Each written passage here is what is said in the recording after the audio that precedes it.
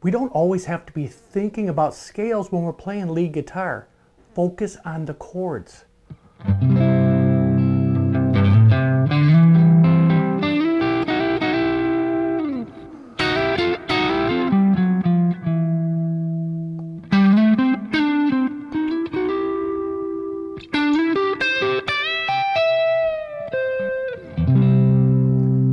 I'm not thinking about a scale, I'm thinking about the C chord here, here, and here.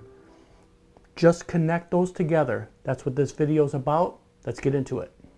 So we can use this concept over any chord or any chord progression, but let's just use the C chord for these examples today. Root note here in this 3rd fret,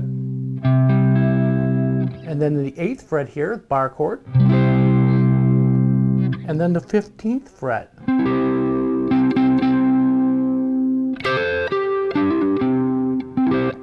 We don't have to overthink this. Just take the chord, but we're going to use in the 5th fret those 3 notes. That's going to be our focus to slide up to that next chord. So we have the 5th fret here, the D string, G string, and the B string make up a C chord here.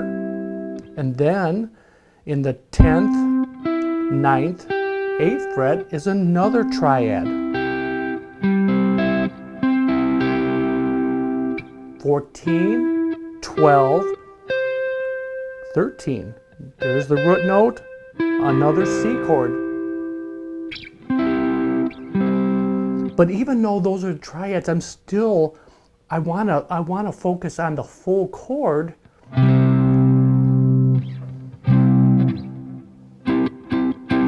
Because then you know where all those chords are. There is scales that lie under these chords.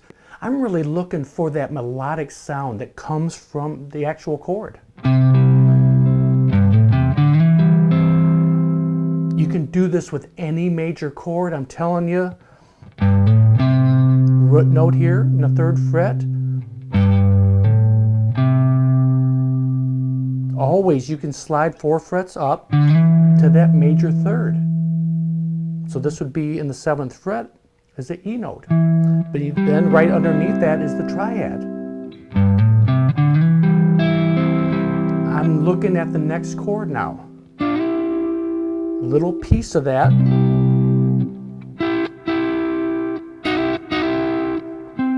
You don't always have to play the full triad. You can play little double stops. Back to the E note, the major 3rd of a C chord. 7th fret. 10, 9, 8, 7. You can slide up to this piece. So 9, 8, and then bar in the G and B strings of the 10th fret. That's a bluesy thing to do in itself.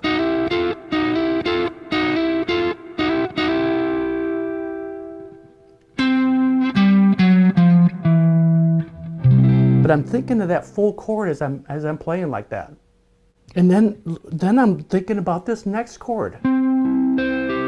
This is a simple concept, but so powerful. So we're got done with a nice lick here. Now I want to move up to that next chord. There's that root note. That is the key to this whole thing also, the chord and the root note of the chord.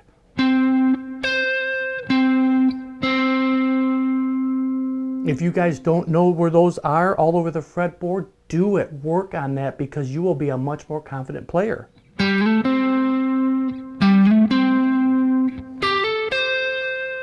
You can build phrases just from the root note, but if you know where that chord's at,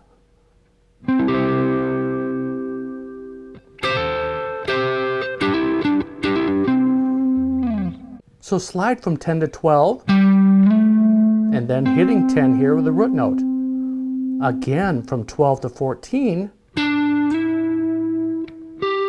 12, a G note, 12, 13, 12, full bend, which is an E note,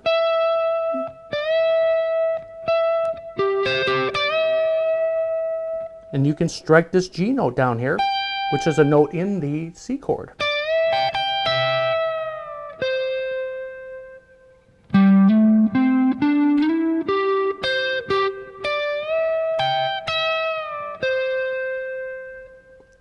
"13, 12, 13 on that root note. So again, everything on this fretboard connects.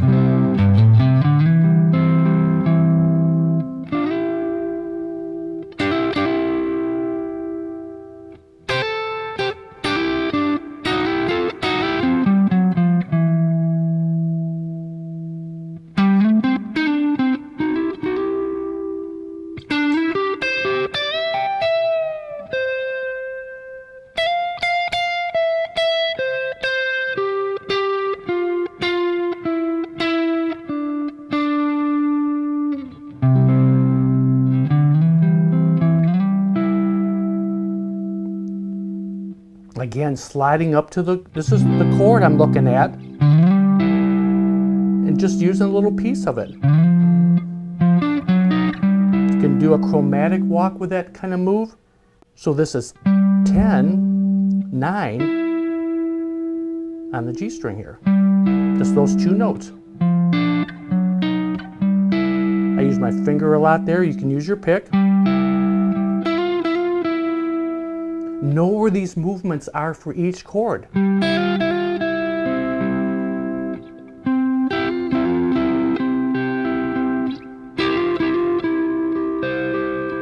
You're just hammering onto that F note from the E note here.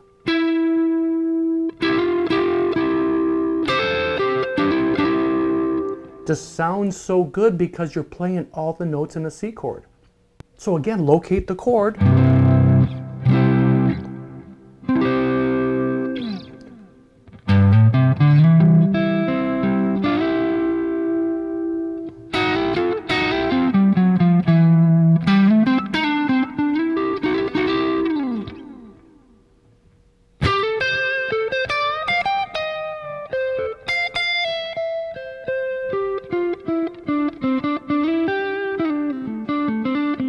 Just connecting the chord.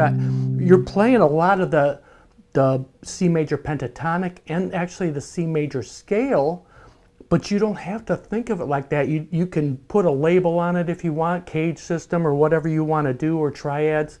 But I'm looking at a full chord and then pieces of that chord.